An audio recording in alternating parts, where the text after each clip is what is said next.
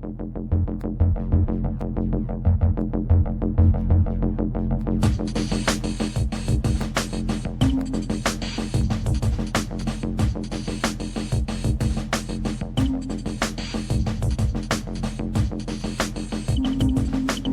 was attending a lot of the Rock Against Racism marches with the Anti-Nazi League.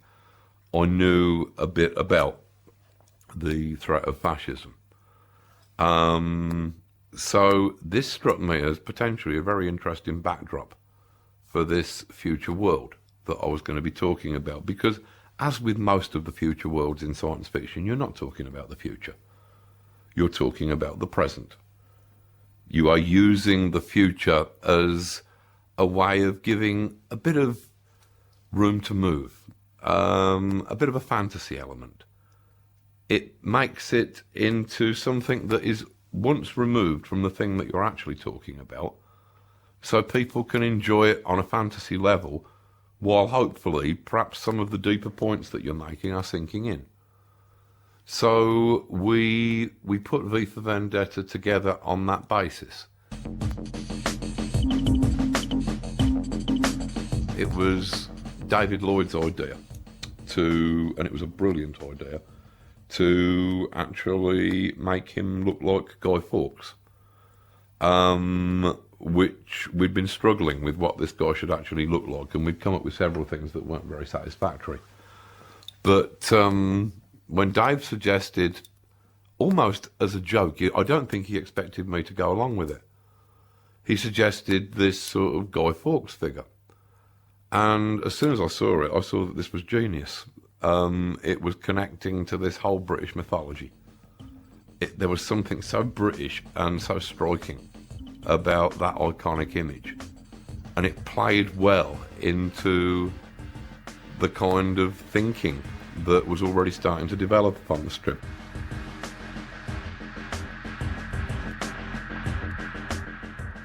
Anarchy is, and always has been, a romance. It is clearly the best way and the only morally sensible way to run the world. That everybody should be the master of their own destiny. Everybody should be their own leader. This is something that I still believe. I think that even a cursory look around the world at the moment, particularly at the moment, would reveal that it is about 0.00001% of the world's population that causes 99.99999% of the world's problems. And that tiny percentage, it's not the Jewish banking conspiracy. It's not the asylum seekers. It's not the secret homosexual conspiracy running Hollywood. It's not even the Scientologists. It is leaders.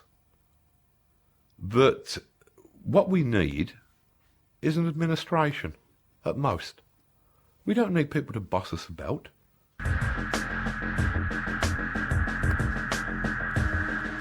I didn't want to just come into this as a self-confessed anarchist and say, right, here's this anarchist, here's the good guy, here's all these bad fascists, they're the bad guys.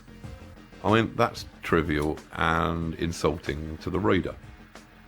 I wanted to present some of the fascists as being ordinary and, in some instances, even likeable human beings.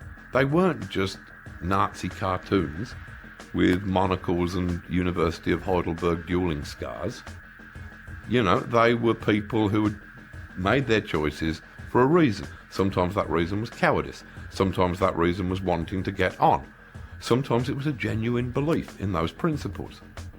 So we suggest that, yeah, the Nazis, they weren't from space.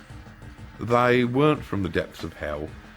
They were butchers and street sweepers and school teachers and ordinary people from ordinary works of life. They weren't monsters, but they just went along with fascism when fascism was the order of the day.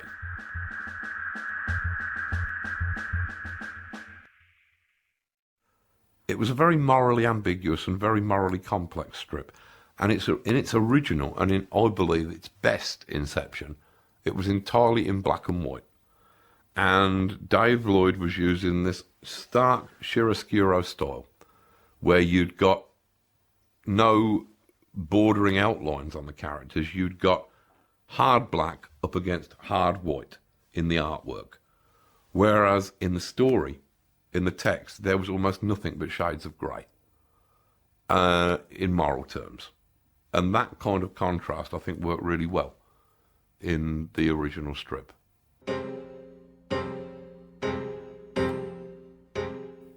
Anarchy wears two faces, both creator and destroyer. Thus, destroyers topple empires, make a canvas of clean rubble where creators can then build a better world. Rubble, once achieved, makes further ruins means irrelevant. Away with our explosives then. Away with our destroyers. They have no place within our better world. But let us raise a toast to all our bombers, all our bastards, most unlovely and most unforgivable. Let's drink their health, then meet with them no more.